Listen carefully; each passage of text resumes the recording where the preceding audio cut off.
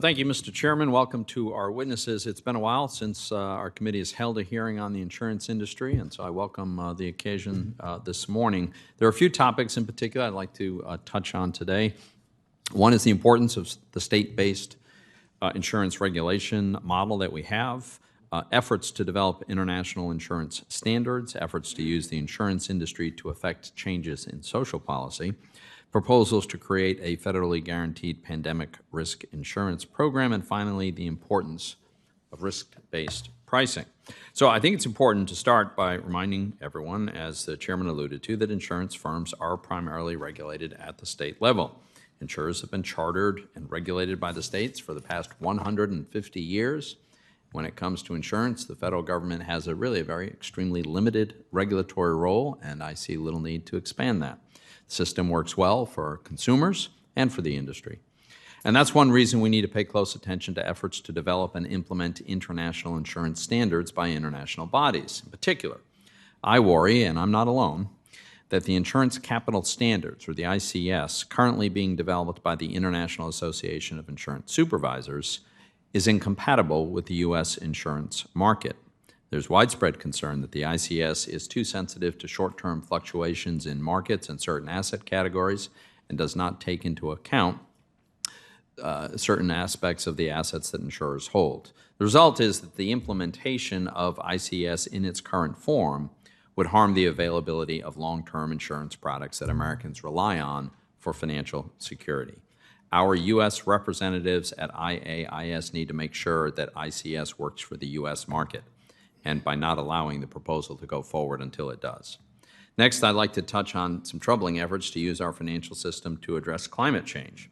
Now, there are some liberal activists want to pressure insurance companies and other financial institutions to deny services to traditional energy companies and other carbon-intensive industries. Such efforts are profoundly misguided. Addressing the difficult challenges posed by global warming requires political decisions involving important trade-offs. We've seen those trade-offs in action in recent months. Soaring energy prices, European nations have made plans to reopen coal power plants and extend the lives of nuclear plants. Likewise, in the U.S., we've seen the Biden administration's hostility to new energy production contribute to shockingly high gasoline prices. That's a painful consequence of policy choices. In a democratic society, those choices and the trade-offs associated with them must be made by elected representatives who are accountable to the American people, not unelected activists, bureaucrats, or insurance executives for that matter. To be sure, insurers face financial risks in the form of natural disasters. After all, that's a core business of the property and casualty insurance industry.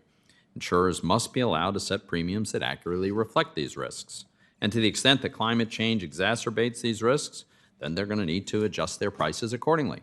Higher premiums are an important signal to policyholders that warn of increased risks of fire or flood or earthquake or other peril. Further, they create a financial incentive to mitigate risk, which leads to safer and more resilient communities and society. Bottom line is that a well-functioning insurance industry is quite capable of addressing the natural disaster risks that it faces today and in the future. I'd also like to address plans to create a federally guaranteed pandemic risk insurance program.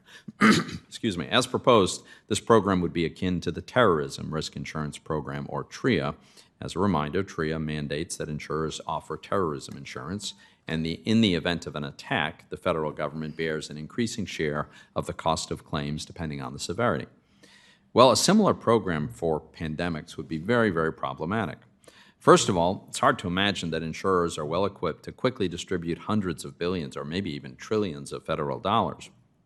Recall that in a matter of months, the Paycheck Protection Program distributed over $500 billion via the banking system, but banks and other financial institutions participated on a voluntary basis. Compare that to the disastrous claims processing after Superstorm Sandy. But more importantly, a federally guaranteed pandemic risk insurance program would encourage state and local governments to impose economically devastating shutdowns in the future. Such a program would in fact incentivize state and local policymakers to quickly impose lockdowns with their jurisdictions with the assurance that the federal government risk insurance program will bail them out. Instead of considering policies that will facilitate future lockdowns that repeat the mistakes of the past, we should be thinking about future mitigation measures that don't crush business, workers, and the economy and don't harm our children's educations. Let me conclude with this observation. A well-functioning insurance industry is a critical component of economic prosperity and financial security for all Americans.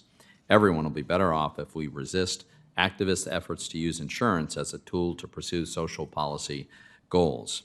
Insurance is not a legitimate tool, as some have suggested, to decarbonize the economy, to infringe on Second Amendment rights of law-abiding citizens, or to mitigate wealth inequality.